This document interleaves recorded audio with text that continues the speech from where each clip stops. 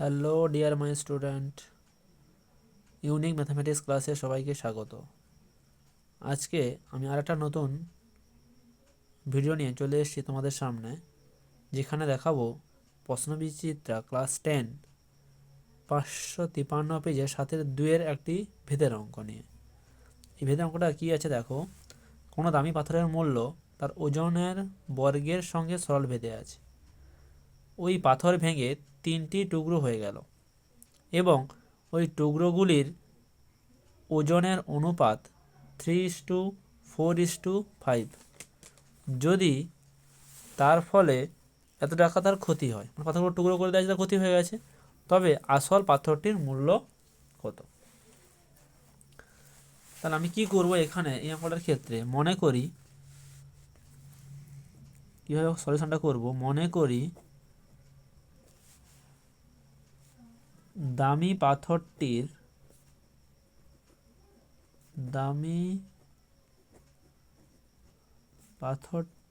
ওজন W এবং পাথরটির মূল্য P টাকা। তাহলে আমরা প্রশ্নানুযায়ী কি বলতে পারি? প্রশ্নানুযায়ী তোমাকে কি বলা হয়েছে প্রশ্নে? বলছে দামি পাথরটির মূল্য তার ওজনের বর্গের সঙ্গে সরল ভেদ। তাহলে প্রশ্নে কি লিখতে পারি? P ভেরিজাজ W square. তাহলে ভেরিজাজ মানে ভেদ চিহ্ন তুলতে গেলে কি করতে হয়? একটা ধ্রুবক পদ আনতে হয়। তাহলে পি সমান কি লিখতে পারি? কে ইন্টু ডাব্লু স্কোয়ার। ব্র্যাকেটে কি লিখবে? যেখানে কে ভেদ ধ্রুবক, কে হবে কি তোমার ভেদ ধ্রুবক। তাহলে এইটা হচ্ছে কন্ডিশন। আর মনে করি আমরা এবার কি দেখেছো, এই পাথরটা টুকরো করে কি করা হয়েছে? 3টে টুকরো করা হয়েছে, যার অনুপাত কত? পাথর টুকরোগুলোর ওজন অনুপাত কত হবে? 3:4:5। মনে করি টুকরো 3টির ওজন, আমি টুকরো 3টির ওজন কি ধরে নিলাম? মনে করি টুকরো 3টির ওজন, ওরা অনুপাতে ছিল, তাদেরকে আলাদা করতে গেলে একটা কনস্ট্যান্টের মধ্যে গুণ হবে। তাহলে ওজন কী হবে ধরে নিলাম? একটা হচ্ছে 3x, একটা হচ্ছে 4x, একটা তোমার 5x একক। 5x একটা একক। এবার তার যদি হয় তাহলে তোমার এই মোট তাহলে ওজন কত হলো? তাহলে এই অভগ্ন অবস্থায় যে পাথরটা ছিল তার মোট ওজন, অভগ্ন পাথরটির মোট ওজন কত হবে তোমার? 4 3 7 5 12 12x একক। এবার আমি বের করব টুকরো 3টির মোট মূল্য কত। দেখিনি এই টুকরোগুলোর মোট মূল্য, ওজন দেওয়া আছে, মোট মূল্য কত হবে? তাহলে টুকরো 3টির মোট মূল্য কত হবে তোমার?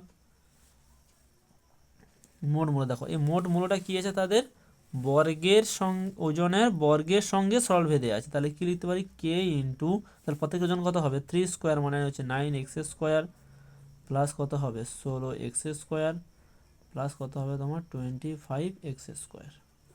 এটা সমান কত পাচ্ছি আমরা? কে ইন্টু 50x স্কোয়ার। মানে আমরা যদি লিখি তাহলে 50kx স্কোয়ার টাকা। এবার আসল পাথরটির মূল্য কি হবে? আসল পাথরটির মূল্য,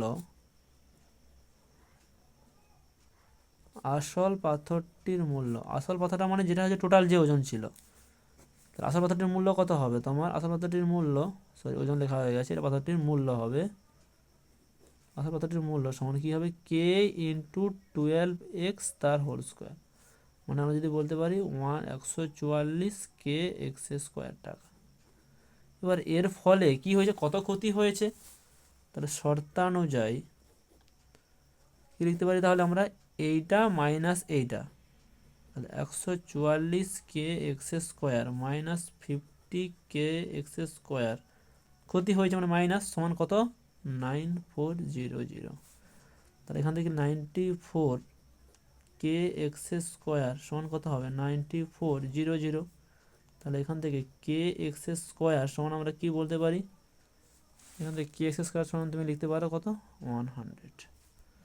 আমাকে বের করতে হবে পাথরটির মোট ওজন কত, তাহলে এখানে বসিয়ে দিই। অতএব পাথরটির ওজন, পাথরটির ওজন না সরি পাথরটির মূল্য, পাথরটির মূল্য সমান কত হবে 144 কে এক্স স্কোয়ার। তাহলে কে এক্স স্কোয়ার পেলাম কত 100। তাহলে যদি প্রোডাক্ট করি 14400 টাকা। এটা ভালো অঙ্ক এবং কনসেপচুয়াল অঙ্ক, মাধ্যমিকের জন্য যারা পরীক্ষা দেবে তাদের পক্ষে খুবই উপকৃত হবে অঙ্কটা। যদি ভালো লাগে তোমরা আমাকে একটু কমেন্ট করবে, শেয়ার করবে, লাইক করবে, পাশে থাকো। Thank you everyone.